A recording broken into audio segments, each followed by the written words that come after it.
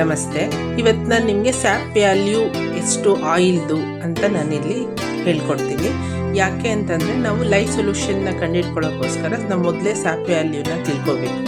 So ಇವಾಗ ನಾವು ಒಂದೊಂದಾಗೆ sap ವ್ಯಾಲ್ಯೂನ ನೋಡ್ಕೊಂಡು ಬರೋಣ. ಕೊನೆವರೆಗೂ ವಿಡಿಯೋನ ನೋಡಿ, ಇಷ್ಟ ಆದರೆ ಲೈಕ್ ಮಾಡಿ, ಶೇರ್ ಮಾಡಿ, ಸಬ್ಸ್ಕ್ರೈಬ್ ಮಾಡಿ.